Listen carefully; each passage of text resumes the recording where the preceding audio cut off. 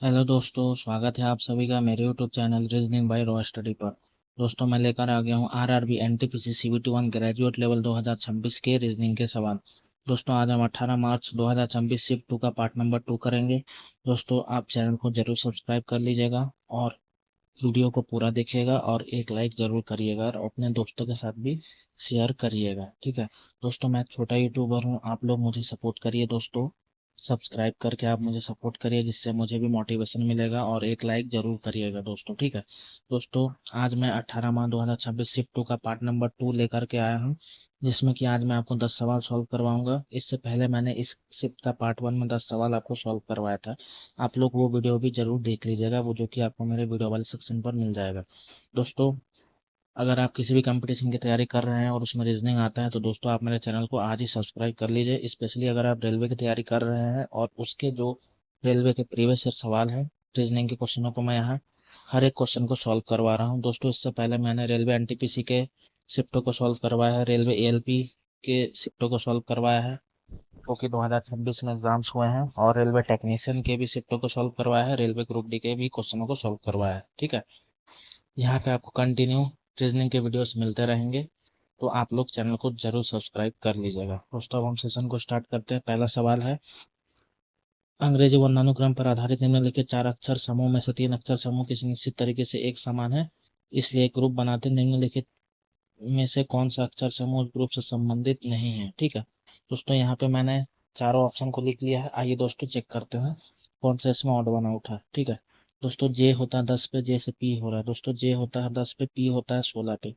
Plus का दोस्तों 6 हो रहा है। ठीक है, उसके बाद पी से दोस्तों एल हो जा रहा है दोस्तों, पी 16 पे, एल कितना पे होता है 12 पे होता है, माइनस का 4 हो रहा है। ठीक है, उसके बाद ऑप्शन बी में दोस्तों एफ से एल हो रहा है। ठीक है, एफ 6 पे होता है, एल 12 पे होता है, प्लस का 6 हो रहा है। एल से जी हो रहा है दोस्तों, जी 7 पे होता है तो माइनस का 5 हो रहा है। ठीक है, उसके बाद ऑप्शन सी में डी डी से जे हो रहा है दोस्तों, डी 4 पे होता है, जे 10 पे होता है, प्लस का 6 हो रहा है। और जे से एफ हो रहा है दोस्तों, जे 10 पे होता है, एफ 6 पे होता है, माइनस का 4 हो रहा है। ठीक है, ऑप्शन डी में क्या हो रहा है, एच से एन हो रहा है दोस्तों, एच होता है कितना पे 8 पे, एन होता है 14 पे, प्लस का 6 हो रहा है। एन से जे हो रहा है दोस्तों, एन 14 पे होता है, जे 10 पे होता है, तो यहाँ पे भी माइनस का 4 हो रहा है। तो दोस्तों आपको दिख रहा होगा कि जो ऑप्शन नंबर जो बी है, वहाँ पे दोस्तों ऑड वन आउट हमको मिल गया है, क्योंकि option A, option C, option D में +6 -4 हो रहा है, बाकी ऑप्शन बी में ही सिर्फ +6 -5 हो रहा है। तो इसीलिए हमारा इस प्रश्न का right answer option number B हो जाएगा। ठीक है, ऑप्शन नंबर बी इस प्रश्न का राइट आंसर हो जाएगा। उम्मीद है आपको यह सवाल समझ में आया होगा। दोस्तों, अगले सवाल की तरफ मूव करते हैं। दोस्तों, बेहतरीन सवाल है ये, बहुत ही अच्छा सवाल है दोस्तों। देखिए, 12 का संबंध 66 से है। ठीक है, 12 का संबंध 66 से है, 24 का संबंध 276 से, हमको 10 का निकालना है। ठीक है, मैंने यहाँ पे लिख के रख दिया दोस्तों। आइए इसको हम सॉल्व करते हैं। दोस्तों, इसमें हो ये रहा है दोस्तों, जैसे मान लीजिए आप 12 का आप जो है गुणा करेंगे दोस्तों, 12 का आधा क्या होता है, 6 होता है। तो 12 को अगर आपको उसका आधा यानी कि 6 लाना है, तो आपको क्या करना पड़ेगा, 200 भाग देना पड़ेगा ना दोस्तों। ठीक है, और उसके बाद ये करने के बाद आपको करना क्या है, फिर से 12/2 आपको करना है। ठीक है, तो दोस्तों यहाँ से ये 12 से 2 6 बार में कटा, 12 चिकी 72 होता है, माइनस 12/2 6, तो यहाँ पे 66 आ गया। ठीक है, सेम टू सेम आपको यहाँ पे भी करना है दोस्तों।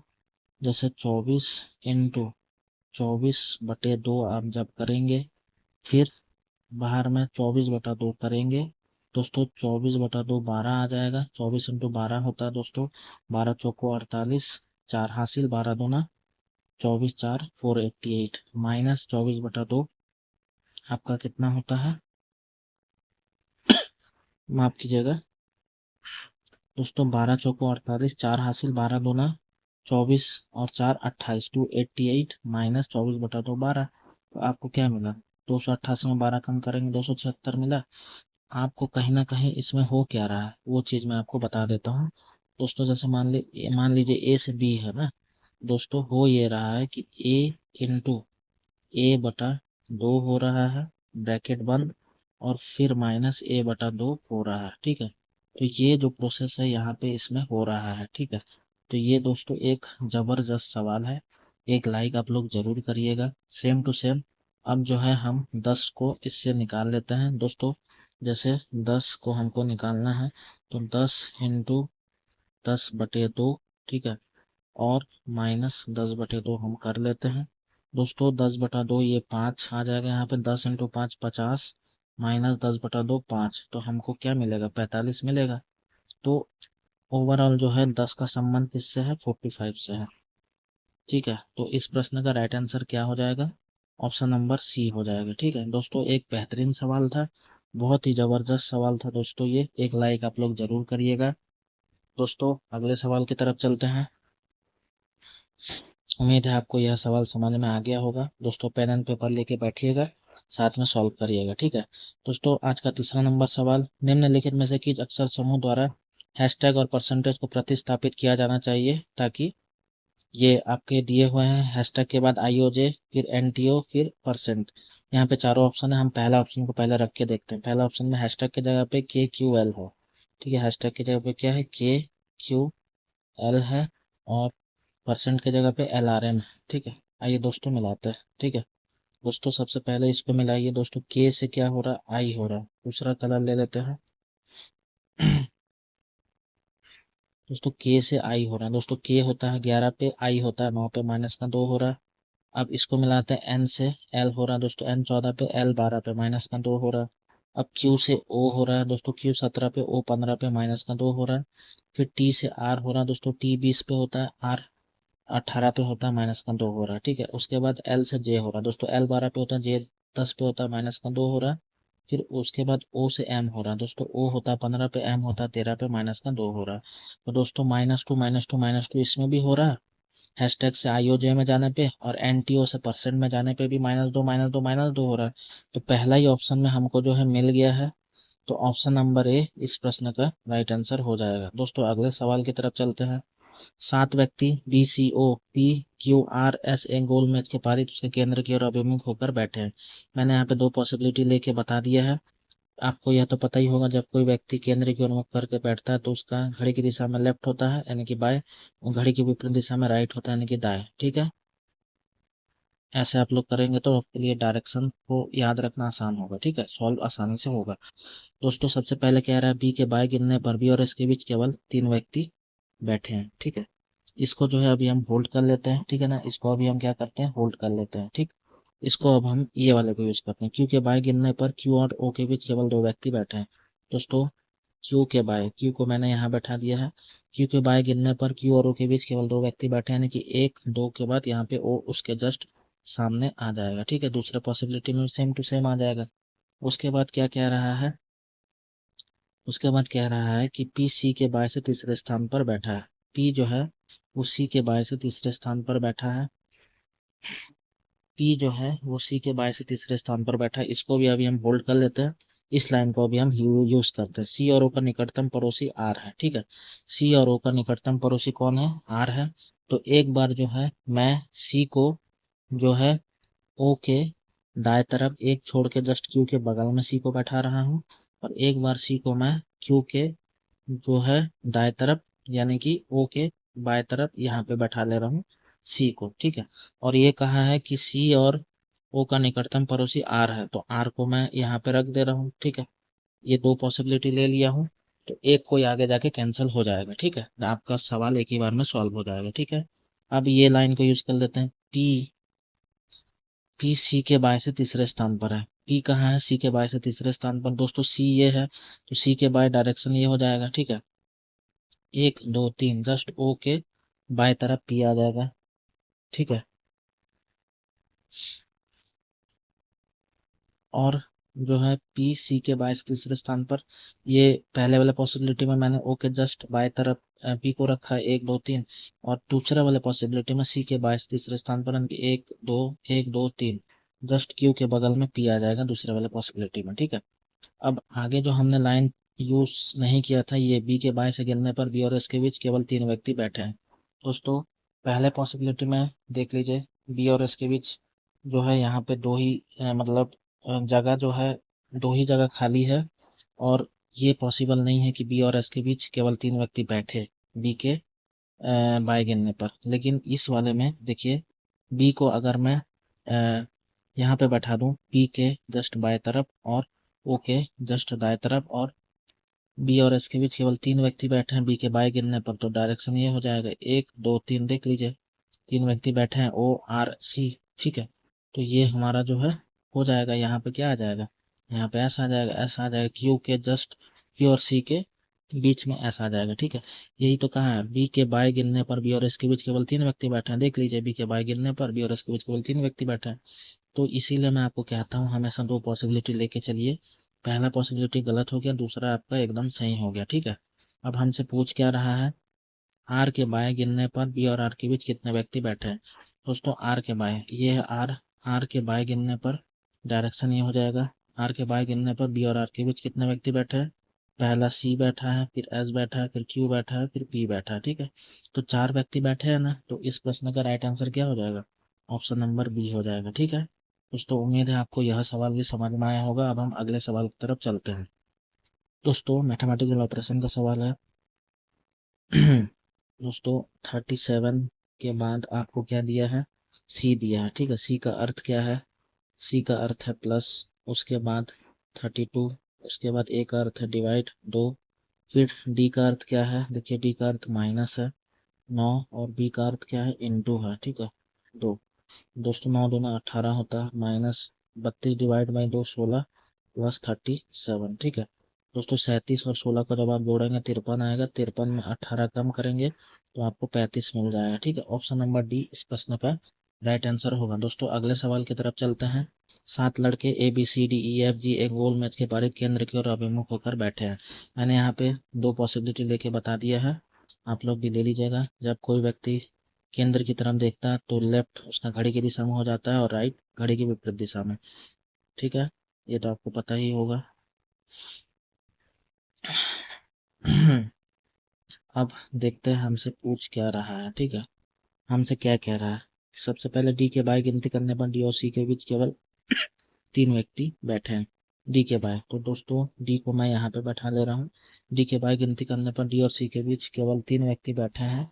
इसका अर्थ ये है कि डायरेक्शन ये हो जाएगा, ठीक है 1 2 3, यहाँ पे सी आ जाएगा, ठीक है। अब आगे क्या कह रहा है, पी के दाएं गिनती करने पर जी और बी के बीच केवल 3 लड़के बैठे हैं।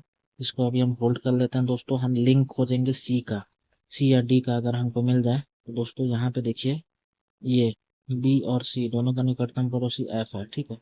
बी और सी दोनों का निकटतम पड़ोसी एफ है। तो दोस्तों एक बार जो है मैं जो है मैं बी को जो है एक बार इसके सी के दाएं तरफ ये इस तरफ एक छोड़ के यहाँ पे बी को बैठा ले रहा हूँ, ठीक है।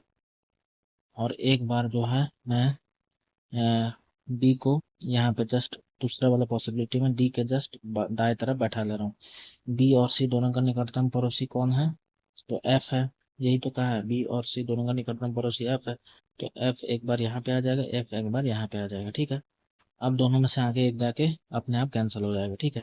अब देखते हैं ये जो लाइन हमने छोड़ा था इसको अब हम यूज कर लेते हैं। दोस्तों डी के बाय गिनती करने पर डी और सी के बीच केवल 3 व्यक्ति बैठे हैं, ठीक है। डी के बाय गिनती करने पर, अच्छा ये तो हमने कर ही लिया था ये वाला ना। बी के दाएं गिनती करने पर जी और बी के बीच केवल 3 लड़के बैठे हैं। डी के दाएं गिनती करने पर बी और जी के बीच केवल 3 व्यक्ति बैठे हैं। तो पहले वाले पॉसिबिलिटी में 1 2 3 यहाँ पे जी आ जाएगा उसके सामने, और दूसरे वाले पॉसिबिलिटी में 1 2 3 जी आ जाएगा एफ के जस्ट सामने, ठीक है। अब और क्या बचा है, ई जी के ठीक दाएं पड़ोस में बैठा है। दोस्तों ये देखिए यहाँ पे कहा है कि ई जो है वो जी के ठीक दाएं पड़ोस में बैठा है, ठीक दाएं पड़ोस में, ठीक है। ई जो है जी के ठीक दाएं पड़ोस में, देखिए दोस्तों पहले वाला पॉसिबिलिटी में आप लोग देख लीजिए कि ई जी के ठीक दाएं पड़ोस में बैठा है, यानी कि जी के जस्ट दाएं पड़ोस में तो सी बैठा है, तो पहला वाला तो गलत हो गया। लेकिन दोस्तों दूसरे वाले में दोस्तों ई जो है वो जी के ठीक दाएं पड़ोस में बैठा है, यानी कि डी और जी के बीच भी है, ई आ जाएगा, ठीक है। तो आपको पता चल ही गया होगा दोस्तों। इसलिए मैं आपको कहता हूँ हमेशा 2 पॉसिबिलिटी लेके चलिए, आपका उत्तर एक ही बार में आ जाएगा, ठीक है। ये दूसरा वाला सही हो गया, दूसरे से आंसर आ जाएगा। अब आगे क्या कह रहा है, आगे कह रहा है कि आगे हमसे क्या पूछा है, सारे लाइनों को हमने यूज कर लिया है।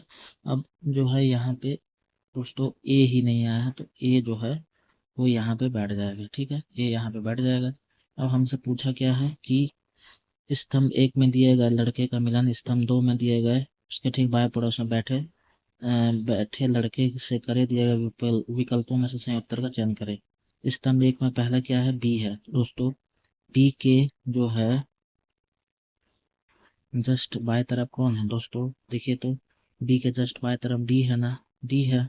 बी के जस्ट बाएं तरफ डी है, तो दोस्तों डी का कोड क्या है दोस्तों, देखिए डी का कोड जेड है ना दोस्तों। फर्स्ट का तो आ जाएगा, फर्स्ट का आ जाएगा जेड। ठीक है, फर्स्ट का जेड। अब आप लोग देख लीजिए ऑप्शन नंबर डी में ही फर्स्ट का जेड है, बाकी ऑप्शन ए में फर्स्ट की जगह पे एक्स है, ऑप्शन बी में फर्स्ट की जगह पे वाई है, ऑप्शन सी में फर्स्ट की जगह पे डब्ल्यू है। तो ऑप्शन नंबर डी ही इस प्रश्न का राइट आंसर होगा।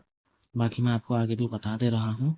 तो उसके बाद क्या क्या क्या दिया है, उसके बाद है ई ना, तो दोस्तों ई।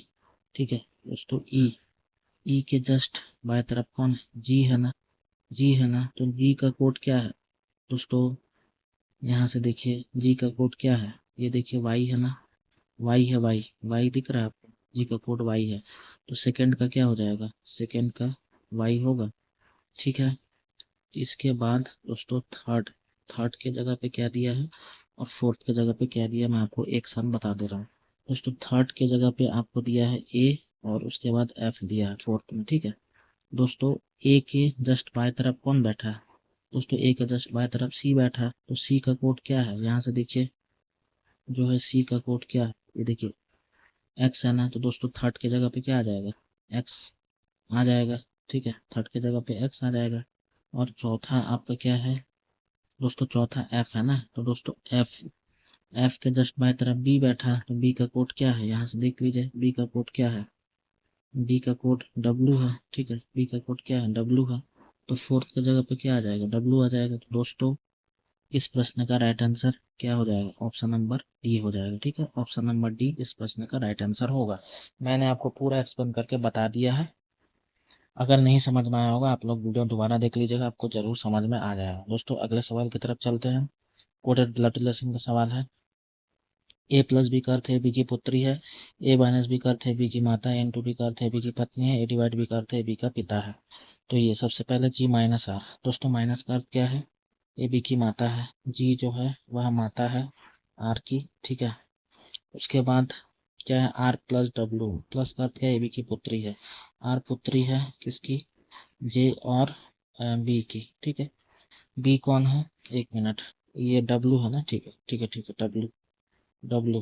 तो जो है डब्लू और जी का पुत्री कौन है, आर है। ठीक है, डब्लू कौन है, जी का हस्बैंड है यानी कि पति है। ठीक है, उसके बाद क्या कह रहा है, डिवाइड, डिवाइड का अर्थ क्या है, ए बी का पिता है, ए बी का पिता है।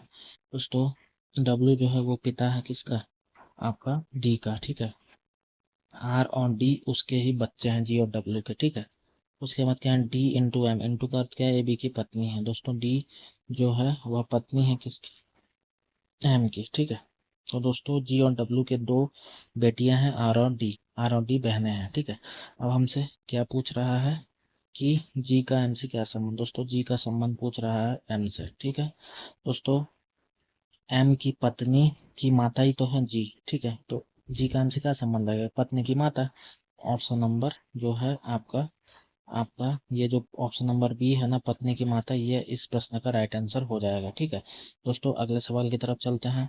सीरीज का सवाल है दोस्तों, 56 से 58 हो रहा है। ठीक है, क्या हो रहा है, प्लस का 2 हो रहा है, फिर 58 से 61 हो रहा है, क्या हो रहा है, प्लस का 3 हो रहा है दोस्तों, 61 से 66 हो रहा है, प्लस का 5 हो रहा है, और 66 से 73 हो रहा है, प्लस का 7 हो रहा है। दोस्तों ये एक अभाज्य संख्या का सीरीज है, तो अगला जो अभाज्य संख्या होता है वो होगा प्लस का 11 होगा। तो 73 में जब आप प्लस का 11 करेंगे तो क्या आ जाएगा, 84 आ जाएगा। ठीक है, तो ऑप्शन नंबर डी इस प्रश्न का राइट आंसर होगा। दोस्तों अगले सवाल की तरफ चलते हैं। एक निश्चित कोड भाषा में प्लीज ड्रिंक वाटर को G F S X Z R के रूप में, वाटर इज फ्लोइंग को P O V B S X के रूप में कोडबुट किया जाता है। दी गई कोड भाषा में वाटर को कैसे कोडबुट किया जाएगा। दोस्तों आपसे वाटर का कोड पूछा है। ठीक है, आपसे किसका पूछा है, वाटर का कोड पूछा है। वाटर दोनों में ही कॉमन है, तो इसके जो कोड में भी जो कॉमन होगा वही हमारा उत्तर होगा। दोस्तों GF देखिए तो इसमें है, नहीं है। दोस्तों क्या SX इसमें है? जी हाँ, इसमें भी SX है और इसमें भी SX है। तो वाटर का जो कोड क्या हो जाएगा? SX हो जाएगा। ऑप्शन नंबर बी इस प्रश्न का राइट आंसर होगा। दोस्तों आज के सेशन का लास्ट सवाल को हम अब सॉल्व करते हैं।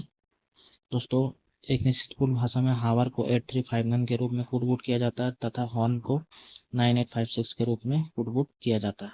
तो दी गई कूट भाषा में एन के लिए कूट क्या होगा? दोस्तों एन हॉर्न और हावर में कॉमन नहीं है, तो इसका जो कूट होगा उसमें भी जो कॉमन नहीं होगा नंबर, वही हमारा उत्तर होगा। दोस्तों देखिए तो 9, हॉर्न में 9 है, हावर में भी 9 है, ये नहीं होगा।